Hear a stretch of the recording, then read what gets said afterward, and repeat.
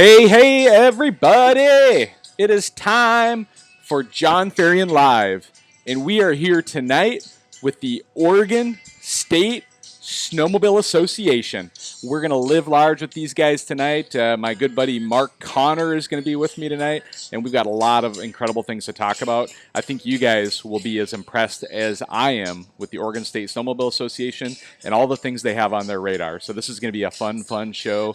I hope you guys are coming in. Let us know in the comments where you're watching from right now. And please feel free to share the show out. But let's go ahead and talk a little bit about what's going on in the screen here, guys. Hey, Mark, let's go ahead and shut the phone off. Don't watch it on your side. That's a big no-no. He's busted on the backside. I could hear him. All right, he's laughing now. It's all good. But hey, guys, so we're going to be here watching. Let us know where you're watching from. Drop it in the comments. And let's talk a little bit about the image you see here in front of you. This is the BRAP Live Large Edition shirt. Don't tell anybody. That's actually me riding in that picture there. It was back last spring, I think in June, up at Mount Baker, doing a little re-entry, having some fun, and it turned out to be a pretty cool shirt logo. All of the shirts that we have on the website, the livelargeitemorder.com, those shirts are available, and all the money, the proceeds from that, go to the Live Large University Scholarship Program at Erie. Nonprofit donation to Erie is made with every single every donation or every purchase made.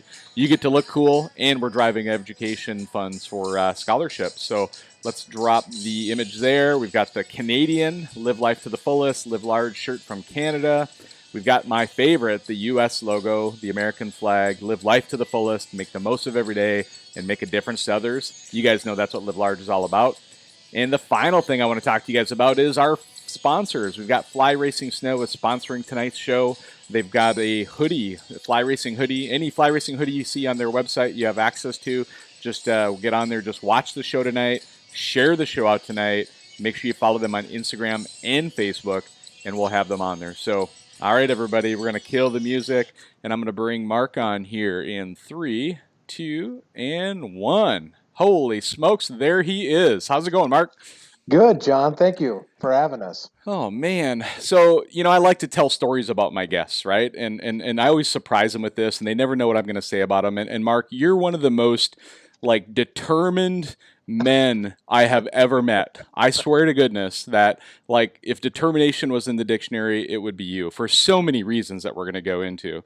One, of course, is the fact that you and I have been talking for weeks and months at this point about all the cool things you got going on, and you keep inviting me down to your event that's coming up, and I just don't think I'm going to be able to pull it off. I'm like double book, triple book, got things going on. But you know what? The best and the least I can do is to at least have you on here and tell the entire world about all the incredible things you guys got going on down there in Oregon.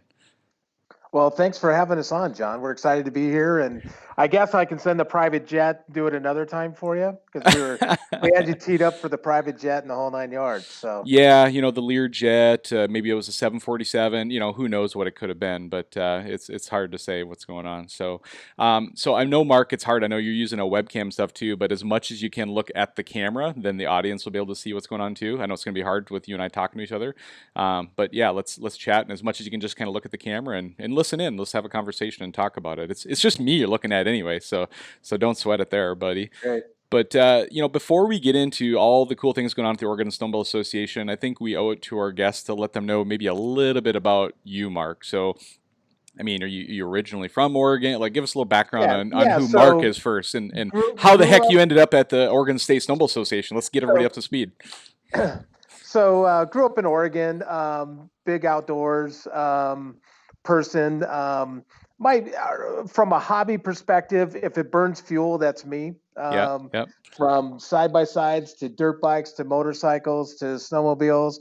Back, early on, used to do a lot of downhill skiing, and then, I found snowmobiling years ago, and been riding sleds now for about 10, 12 years, and okay. I have a small stable of sleds and snow bikes now, so there's 8 of them in the fleet now. Holy smokes, I thought I had a bad habit. Between me and the kids, so I keep the kids all, we ride what I think is some of the best stuff out there. We're all Polaris, we're Team Polaris. Yeah. So riding all Polaris stuff out there, and all of our stuff we do all mountain riding. That's what we have here in Southern Oregon. I'm down in Southern Oregon and Yeah. ride up around Crater Lake and all of that. So, and we make it a couple trips a year out east. We've got a trip coming up to West Yellowstone, going to McCall. Last year we did Alpine. So we try to get around a little bit and try to get out and experience, some of the big mountain riding on top of the mountain riding that we do here in Southern Oregon. That's awesome. So two things I'm going to tell you is like I play the same trick. I tell my wife the extra sleds are for the kids. Like I tell her the same thing. Don't worry, your secret is safe with me. We won't tell anybody. Okay, it's not that you need 4 different sleds and a snow bike and 3 snow bike. Like it's all for the kids. It's all about the kids. So just so we're clear, Right. right? Okay. And the other thing is like I can tell you, being originally from Minnesota and moving out to Washington State in 2012, I still struggle with saying to travel east to go snowmobiling. In my head, no matter how hard I try, I'm always going west to go snowmobiling. But when you're this Right. far west in Oregon and Washington, you either ride locally here or you're heading east. Like there's Right. there's nowhere west to go other than out in the water. You're going to be out in the ocean. And so when I hear people say like they're heading east to go riding, I'm just like, in my head, I just can't get my head wrapped around that. But it's always kind of fun because, most of the people who are watching our show, same thing. They either live in the Rockies or they're in the Midwest and they're traveling to the West. And so to hear someone say that they're traveling east is always kind of a little fun little snicker in the back of my head. So An oxymoron for us, that's for sure. exactly. And so let's talk a little bit about like how did you originally get engaged with the Snowmobile Association there in Oregon? Like, were you a local club member and just started attending some Yeah. meetings, or like how did you get kind of roped into that? So when I first started, when I bought a couple of sleds and I had no idea where to go, who I could ride with, joined my local club. And in fact, I mean, my first meeting, I ran into a couple of guys that are still my buddies today out on the Yeah. mountain. They welcomed me to the meeting. They were nice to me. That sort of thing doesn't happen to me very often, Yeah. where people are just nice to me off the bat. So these guys were nice. And, the next thing I know, I joined the club, and then one thing led to another and got involved at the state level. There was a lot of things. And my big problem is I oftentimes when I see something, I speak up and, will offer, to help and suggestions on doing stuff. So like my dad always told me, hey, you can't complain if you don't have a solution. So There you while go. I'm going in there and talking to them about, hey, I think we could be doing this better, we could be doing that better. Then I of course was saying all that stuff with the idea that I would be willing to do the work to make it better. That's And awesome. so one thing led to another, and so I've served out on my local club for a number of years, board level positions, et cetera. And then I moved on the state side about 4 years ago. In the last 2 years, I've been actually a board member, and I represent all of Southern Oregon for that stuff. And Yeah. this last year, started working with the American Snowmobile Conference and the Western States piece of that, and know a couple of people across that stuff as well. And there's lots of initiatives within the snowmobile community of stuff. And my big passion is just getting people as excited about the sport as I am, Yeah. and sharing that passion out there. And then the second thing is really just kind of around the whole safety side of it. Last year we lost somebody in an avalanche, and that whole safety side of things is just there's a lot of things that are kind of disconnected in the space on that front. So working to connect those things together so that we don't lose anyone else. That's very cool. That's very cool. And so you got the same problem I do. You have a hard time saying no, it sounds like, right? Every time you get into a volunteer opportunity or in a situation like that, it's like, you want to get involved, you want to take thing. And like when someone says like, hey, you're willing to do this, this, or this, you're like, yep, right? Got a little bit of a freeze up there, Mark. Are you there? Can you hear us okay? Got a lag in our internet there, guys. So welcome to live video. Mark is Yep. there. There he goes. I can, You can hear us now? yep. Okay. Your image is still frozen. There we go. Now you're back. All right, we got you back. Tell everybody in the other room to shut off all their phones. Right. They're probably because tell everybody where you're at, Mark. Like that's probably a good insight for everybody is to tell everybody where Yeah. you're at. So So I live in Southern Oregon. I live in Medford, and tonight I just finished up a meeting here in Klamath Falls, about 70 miles away from Medford. Been working with the Klamath organization, the Klamath Club, for our big annual convention that we're doing Yep. on starting January the 19th through the 23rd. We've got all kinds of rides. Levi Lavelli's coming out. We're doing a ride with him, a whole extreme ride with Levi Lavelli. He's a keynote speaker for us on that Saturday the 23rd. So we've got a lot of stuff that's happening at the event, and we're really trying to focus the event around a lot of riding and making it a really kind of a fun event from a riding perspective. Very cool, very cool. So just going to have you readjust too. You're kind of falling off my screen a little bit. Center yourself a little bit. There you go. Sounds good. We don't want to see only half your head. We want to see your whole head because, when you look as good as you and I, like, who are we to hold back from, the whole world to see who we are. So.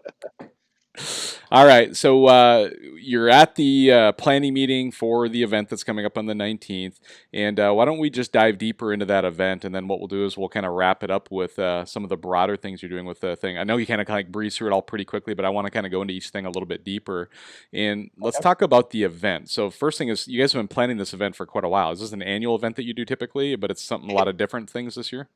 Yeah, so it's the annual convention, and like most state conventions, it's they feature some rides, and then it's a lot about the meetings and the kind of the politics of it and all of that stuff. This year's event, we're really trying to focus on the riding, and I mean the whole reason that we're involved in the sport. Yeah. And the writing stuff. So as I said a second ago, Levi Lavelli is coming out. We've bringing him out as a keynote speaker for us for the event. We're really trying to focus on that enthusiast side of things, and featuring out the writing, because what we've got here in Southern Oregon as far as writing is truly some of the better stuff in Oregon. So we have Levi. We'll be doing a ride with Levi on Friday, where that ride sold out literally in about Very 12 cool. hours. Very cool. And then we've got another guide that we're working with as well, that's been guiding in McCall for the last few seasons, Luke Youngberg. Very cool. And Luke is going to be doing a backcountry riding clinic for us on Thursday and Friday with an avalanche drill and practice things in that clinic as well. That's happening on Thursday and Friday as well. So a little backcountry riding clinic stuff to go along with that. And in addition to all of that, we're going to be doing just the normal ride stuff, so rides in and around Mount McLaughlin, Lake of the Woods, Medicine Lake, Annie Springs. I mean, all these little riding areas around here that got some pretty epic, extreme riding type stuff out there for us. That's awesome. That's awesome. And so all of this is happening just coming up on the 19th through the 23rd. And at this point, if somebody even wanted to attend, is there even room for registrations anymore if anybody wanted to? There is. Yep, absolutely. And so go ahead and just verbally tell them here, and then we'll have you drop it in the comments later what the registration links are. But where can they go? Is there a website you can refer them to? You can go to the Klamath Basin Snowdrifters.org. Okay. And on the website, they have a link on there to the 2021 convention. Yep. Click on there. It's got all the signups for all the rides. You can click what date is you want to ride. Click on whatever day it is you want to register to ride, and then sign up to ride, and away you go. If somebody wants to do one of those backcountry clinic rides, I've got literally one or two more spots that I could put in for Friday's ride for somebody. Just you'd have to get a hold of me so I can make room for you in the event. Yeah, no, very good, very good. And so we'll get that added on there again in the comments and in the thing there later. I think you had shared the link with me, but I think I forgot to add it in here into the show notes right away, but I can go in right after the show and add it in, so no big deal there. Anything else around the convention, or kind of, I guess let me just give some context, right? Like, I've been involved in the Minnesota State Snowmobile Association when I lived in Minnesota, more as a member. I wasn't really super actively involved at that point. I was more, local and county involvement back in Minnesota. But then once I've been here in the Washington State, I've been involved in the Washington State Snowmobile Association as the safety chair. I've attended a couple, 2-3 different state conventions. And I will just say, as a fellow state association member, as I really admire the things that you guys are trying to tackle in the state of Oregon, right? I think, there's a lot of work that all of the state associations do around the country to do things like, coordinate grooming and to fight land access battles and to deal with legislation and different things like that. Those are the core things that the state associations are really truly known for. But frankly, the general enthusiast is kind of like they start nodding off and get bored when we start talking about that stuff because it's not the cool stuff. It's the stuff that needs to happen, and it's stuff that has to happen in order for us to get out and do what we do. And so I sure hope everybody is grateful for the work that all these associations do. But what I really admire about the idea that what you guys are trying to accomplish is focusing on the rides, focusing on things like we'll get into more detail here, some avalanche safety stuff, and some of the programs you're doing there to try and even do like film like a film thing. I know you guys were trying to do it. Did you were able to pull that off or not? Is there going to be a theater thing, or is that got canceled? COVID got the movie night. Yeah, So that'll happen. That's the reality of what we live in, right? Is yeah. here So we we're gonna are. be we'll still be showing the movie. So John, that's how you and I first started talking, right? It was Yeah, around this whole kind of movie thing, and so we'll be showing the 509 movie. We worked with Thunderstruck and 509 Boondockers. All those guys were just great when we started talking to them about the event, and wanted to use their movies to kind of bring people in and yeah, get everybody excited and amped up for the rides. And obviously, COVID got the theater this year with the restrictions and stuff. So we're going to be doing it outdoors. We're still going to be showing the movies. It's just not going to be an indoor movie yeah, style event, but we'll still be showing it. It'll be kind of, from an enthusiast standpoint. So again, the big thing that we're trying to do with our convention this year is evolve it from just being more than just a convention where it's about the meetings. We're yeah. really trying to evolve it into the enthusiast side of things, right? And start featuring more of the enthusiast stuff, because that's really what all of us really care about, right? That's why we're doing what we're doing, and Well, I think we set up snow bike courses for the snow bike people, yeah. etc. So Well, and the byproduct of that too is that if you can get your general snowmobile rider across the state to join and be a member because they're enjoying these rides and these kind of events, now you also then have a direct line of communication with them, and you have their ear for these more important events, right? There are more important things that the association's working on, and like you and I chat a little bit about things like snow bikes and what that means to trying to get those done, and then tracked ATVs, and I don't know if you want to just reference a few of yeah, those and some of the yeah, things you're sure. working on down there, but I think it's very relevant to what we've already been doing up here in the state of Washington. And we chatted about it a little bit offline here, but yeah, feel free to share with people what's on your mind down there. So there's a lot that's evolving in the industry right now as it is. So snowmobile sales have done what snowmobile sales have done in the last few years.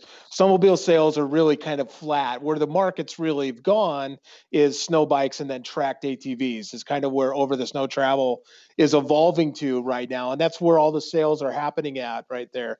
A lot of the state rules around what you can take on the trails and what you can operate on the trails haven't evolved as quickly as what the marketplace has for those pieces of equipment there. So one of the things that we're working with is the legislative body, and you guys in Washington last year passed Yeah, some brilliant legislation about snow bikes and putting snowmobile licenses on snow bikes. In Oregon, you have to title a motorcycle, that dirt bike, as a snowmobile in yeah. order to put a snowmobile license on it. Nobody's doing that, And then but you can't ride it as a dirt bike anymore. You have to go back and re-register it as a dirt bike, and it's an every yeah, year thing back and forth. And the thing is most people are it's not even on their radar. And so what happens is these snow bikers go out and ride regardless, but then now they're not paying into the fund for the snow parks and the trail grooming and all those things. And so it really is in your best interest to try and advocate for those type of programs. So good work on that. yeah, yeah. So I mean, we from Oregon, from the Oregon State Snowmobile, our mission is to be the resource for all the motorized over the snow travel. Yeah, So incorporating and including all of those people, the tracked ATVs and the snow bike stuff. We want to get those inclusive in there, and the way that we fund our program is by a percentage of the gas tax in Oregon, and that percentage is calculated by the number of registered snowmobiles. yeah, So the fact that we have all these people using the trails that don't have snowmobile licenses, that's not, we're not getting all of that funding through on that stuff.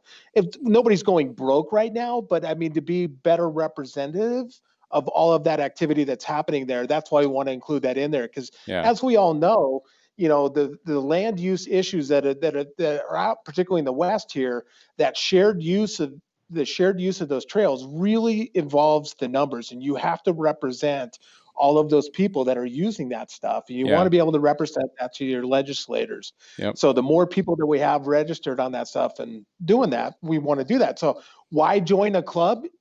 That's the why part. Yeah. It isn't. The money has no bearing on it from a club or a state organizational perspective. It's not about the money. It's really about you and those members of the families. So when you are in Olympia or you're in Salem and you're talking to your state legislatures, and then once a year we go back to Washington D.C. and actually talk with Congress and senators, having that representation. In Oregon, we represent about 3,500 individuals across the state, just on snowmobiling. But that number is probably at least double that, if not triple that, if we're including all that side by side snow bike stuff, etc. So. Yep. Nope, exactly. And then, the other cool thing that you guys are getting involved in down there too, which I was excited to hear about, was some of the things around, it was kind of a cool kind of a reference that you made. It says like, hey, state associations are generally known for engaging in things like trail maintenance and grooming. And what I'd like to do is to make our state association also known at that same level for a big key focus around avalanche safety and education. And some things I'll just touch on very quickly, and then I'll have you elaborate on, is the idea that, here in the state of Washington, generally the Cascade Mountain Range is our main riding area, right? And we have a single avalanche center that focuses on this. But our avalanche center up here bleeds over into Northern Oregon and covers Mount Hood. Over on the very western or eastern side of our state, really you start then dealing with the Idaho Panhandle Avalanche Center, down in your area, the Walla Walla Avalanche Center. There's some of these different ones that are kind of right on the skirts and the edge there, but most of our core riding area is all under one avalanche center. That's not the case down there. And on top of that, much of your state probably isn't even officially covered by an avalanche center, right? And so you've got some goals around, working with avalanche centers, getting avalanche beacon boards up. Yep. And so just elaborate on what you guys have kind of a vision for down in the state of Oregon and how the association might be part of that.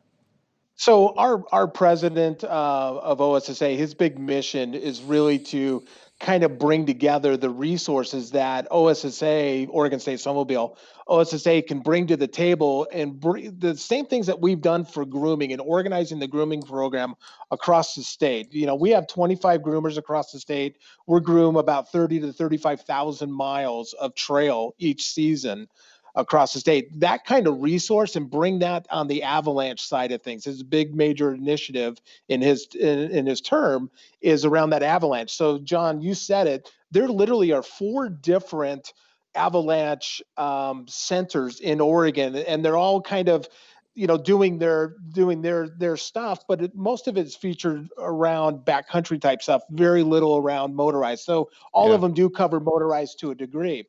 So our endeavors are really to take that organization stuff and the resources that we bring as we do around grooming, and do that on the avalanche side as it relates to motorized and over the snow travel. So one of the great things that we were able to get done this last year is we went and wrote a grant to the Recreational Trails Program. It's called RTP. And we wrote a grant, and we were going to be placing 24 beacon checker boards up around the state Very nice. after this season. So we just got approval on it November the 18th of 2020.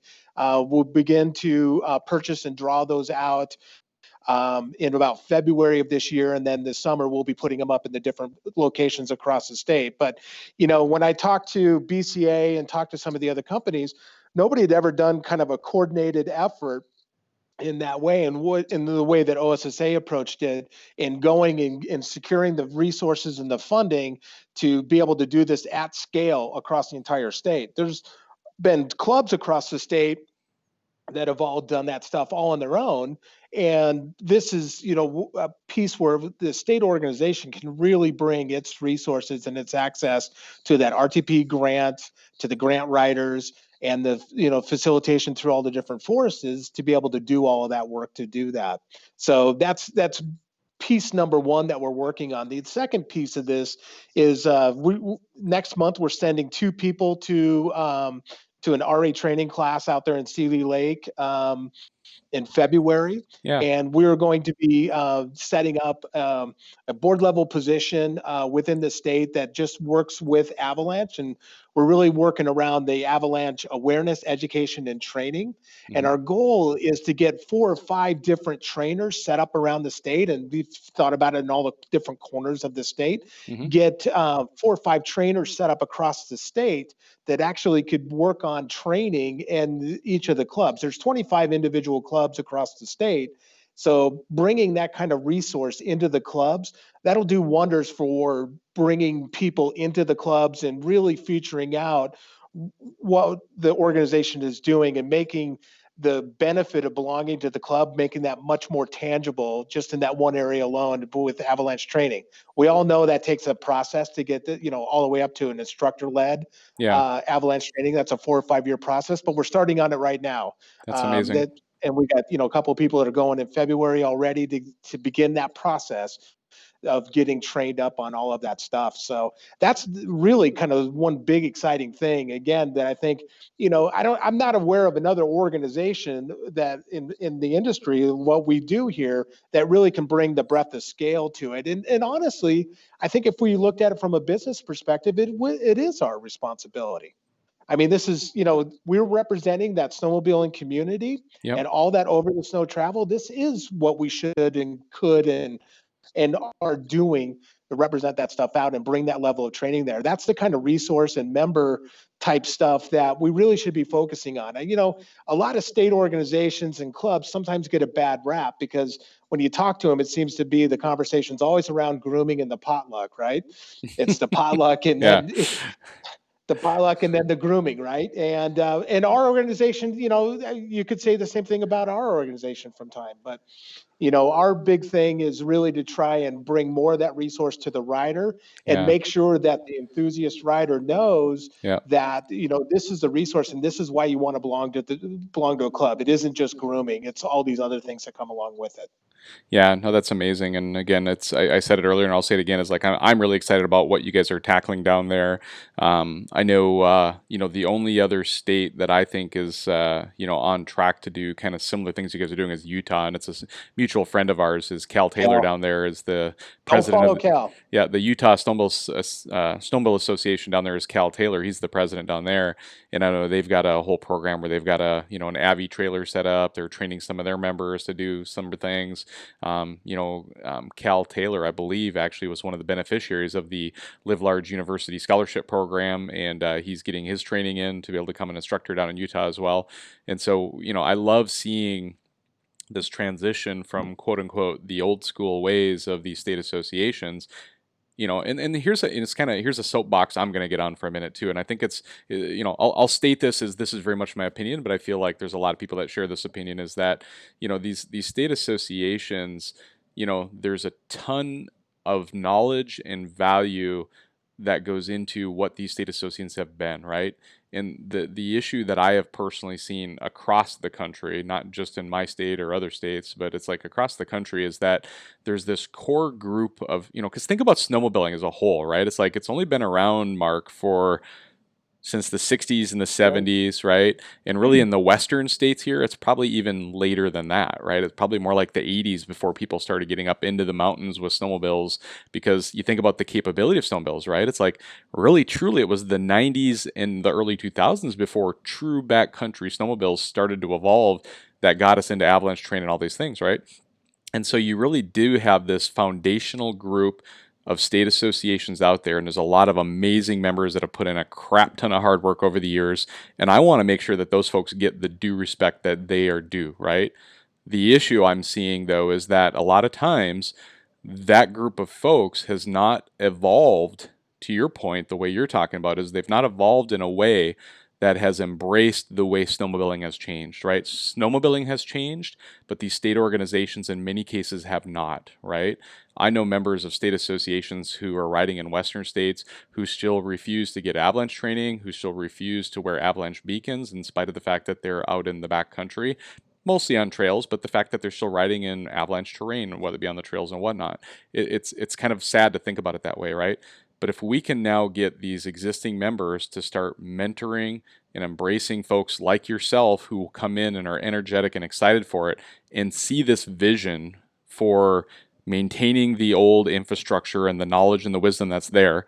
Frankly, myself and you, Mark, you don't want to see those people go anywhere, right? We want them to be there and to We need that continue. institutional knowledge. I call it Yeah, institutional knowledge. We yeah, need that institutional yeah. knowledge. And this is kind of me giving a little tough love to the industry right now, right? Is like this institutional knowledge that's out there, frankly, needs to stay. Like, we don't want them to go anywhere. But what they need to do literally is step aside and mentor and pull other people in and continue to stay there as their mentor. You know, they can have broader board positions.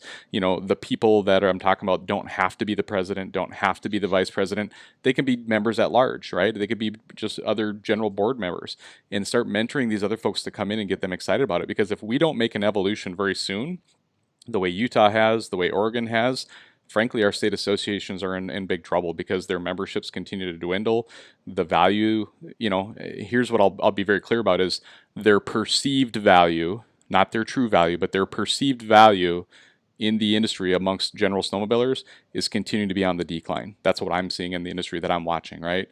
There's a few states that are different than that. And so, again, I'm being totally in agreement with you, and I think that was really the reason I even got involved at the state level is yeah, because, you know, I just approached it, looked at it from a business perspective. I mean, it's a medium-sized business that these state organizations are. When you think yeah, about the grooming funds that they're managing to and running and yep, stuff like that, but yet, you know, there's so much potential there, and talking to that enthusiast there and making sure that the enthusiast is staying involved with those organizations because, you know, we've in Oregon, we fought a big battle about 4 or 5 years ago on land use when some land got earmarked for and set aside, you know, and we had to really fight to keep that land open so that we could all go and recreate on it. Otherwise, it was getting set aside as just basically park and wilderness areas, what it was yeah, getting set aside as. And, you know, so that when that started coming through, it's really important that we're all involved there from that point. And I think from the organization perspective, we have to demonstrate and communicate the value proposition to all of those members, and we have to do that. And that demonstrate part really comes yeah. down to making sure that we're addressing the enthusiast and what they want and need from an organization. And that's really that avalanche side of things, because to your point, avalanche wasn't a thing 10 years ago to the degree that it is today. And Nope, it's all exactly because right. of the involvement of the machines and stuff. So as an organization, we got to continue to evolve that stuff through. Yep, no, 100%. And there's a comment from the audience here. Pat McCoy says, you know, you hit the nail on the head, John. A lot of grandfather members are scared of change. And I think that's the part that I really want to kind of make sure we drive the home is, like, I am happy and excited to highlight what's going on down in Oregon based on what you've shared here, Mark, because I think you guys are doing it right. I think your focus is right, and I think you guys are nailing it, right? What I'm in challenging and encouraging all other state associations to do, most of them that aren't doing it, is to embrace the same thought processes as things are evolving and changing. You know, it's not a threat. Like, new members coming in with new ideas is not a threat, because just because someone comes in and becomes the president or the vice president or the safety member or, you know, the positions like you have, that doesn't mean those other members have to go away and their opinions go away. Their opinions are matter. Like, they should be there and continue to mentor the other folks there too. And collectively, there's an evolution that happens to kind of make sure that we're staying up with the sport, because it's in trouble right now, in my opinion, across the country. And I think it's not going anywhere immediately, but it's got to make a transition. And I'm really excited to see states like Utah and yourself who are really making the difference. So We started a program about 2 years ago on this whole front, working with our members. I mean, not many of the clubs across the state, 25 clubs, and about 8 of them had websites. And yeah, of that 8, about 4 of them could even take an online payment, a PayPal payment for membership registration. And a couple years ago, and this has really been one of my little projects across the organization, is bringing in a platform, a CRM platform, to manage the membership and to automate that whole membership process, the renewal, the payment process piece of it, so that people can actually pay online. I mean, that's a novelty. It's really amazing to me is in the snowmobile industry, what a novelty that is at the club level for somebody to pay their dues online. yeah, It's just crazy to me. So putting that infrastructure in place is really important to getting to meeting your, my customers' needs, my members' needs, and making it easy for them to interact with a club and to join a Yeah. club and all of that. And then along with that come a communications platform, an event management platform. There's all these things that just make these stuff much easier to communicate, manage, and for the members to interact with the organization. People will help, people will do things, you just have to be asked. And I think today's day and age, everybody's busy. We have to, it's incumbent upon us at the organization level. We've got to find ways to get in and to ask them and to get and solicit the help. I mean, been nobody that told me, no, I won't help, I just want to use you. Nobody says that, right? Exactly. Yep, exactly. So Very cool. Well, I think we've gone through most of the notes that we have tonight. I think the only thing that maybe we could do is make sure that we recognize some of the sponsors and organizations of your event coming up that are there. I know you've had a lot of key partners. I don't know if you have a formal list there in front of you, but I'm sure you can do some from memory at least. But, a lot of these events don't just happen, right? Like you get folks from companies who are willing to help you out. And I know you listed to me privately a bunch of them, right? And so as yeah many as you so want to, as many yeah as you can so rattle off, go for it. So, the first guys I want to thank is the Thunderstruck crew, the Boondockers crew, and my folks over at 509. I mean, those guys were great working with us on the movies. That was a big deal to us to at least get those movies out there, etc. And then Climb's been big with us. Dustin's been a big help. Colin over at Fly has been a big help. He's woo, actually coming woo, out and woo. supporting. He's coming out and supporting the event. He's bringing gear out for us to actually sell and represent. He's bringing the rail bike out for demos and all of that. So we'll have a chance for some more snow bike stuff Yeah. going on out there. And then BCA has been absolutely a gem to work with. BCA and Emily at BCA, they've done a lot to support us. And, with all those beacon boards we got going up, I mean, it's just been a great partnership that we've had there. So inside the industry, it's been great. Polaris and Ride Command, I can't leave my Polaris people out. Yep. Polaris and Ride Command is coming out. It's a pretty awesome little tool that Ride Command is. And they're coming out to work with us at the convention as well. So, this year we've done a lot inside the industry to get some industry support. So, it's been fantastic that way to get those guys to kind of, look at the organization and the club and not look at it just as, a potluck and a grooming event. It's really, for riders and enthusiasts and stuff. We have, almost 300 people signed up right now. That's for our amazing. rides. So, I mean, we're to say it's off the hook. I don't know. I want to be, embellish or anything, but I mean, the event's good. We've got a lot of stuff that's good that's coming into the event and Yeah. looks like a really exciting time. So if anybody's in the neighborhood and looking for some cool stuff to do, the 19th through the 23rd, Yep. I know just the place to go and come, and maybe Very we can cool. go out and go rip a mountain up together or something. So Very cool. Very cool. Okay. Any other final thoughts before we go ahead and wrap this baby up for tonight? couldn't do it without you, John. So thanks again for the opportunity. No problem. The work that you've done with Washington and your Avalanche program and the Live Large program, that's been a real motivation for all of the stuff that we've been looking to do with our program here in Oregon and stuff like that. So, the Live Large Foundation and what you do there, it's just we can't lose another snowmobiler to an avalanche, and that's really the work that I Yeah. think that I'm dedicated to doing. I know that you're dedicated to doing. So, thank you again for Yeah. keeping that out in front of us on that front there. Well, and I know So, that's an important mission for everybody, and that's the one thing I just want to remind everybody is like, hey, when we ask you to share the show, it's great that you earn a prize and all that kind of thing. If you spend, share to win and all that kind of stuff too. But really, every single share that you guys make of the show to get it out there on your personal pages, the club pages that you have, the different, industry pages that are out there, like sharing information like this tonight is literally the kind of thing that all it takes is one more person to hear this that didn't hear it before in a previous episode or something, and all of a sudden that light switch goes off. And it's to the point where I'm probably driving myself completely nuts at this point in my life, but like the daily messages that I get pretty much throughout the day that I reply to in the mornings, on my lunch breaks, and in the evenings. The phone calls I'm having, like, Mark, the interaction I've had with you over the last month or two, you're one of 100 people I've had those same interactions with, right? And Right. people are asking for information on, where to ride, how to ride, gear to ride with, information on, and I've made myself this resource because I really, just like you, want to get people out there and let them have fun and let them do it in a safe and fun, safe and just amazing way to do it. But yeah, every share makes a difference, I guess, is not what I'm trying to tell everybody. So feel free to get this out there and let everybody know how amazing this world is that we have. And snowmobiling just makes that much more amazing.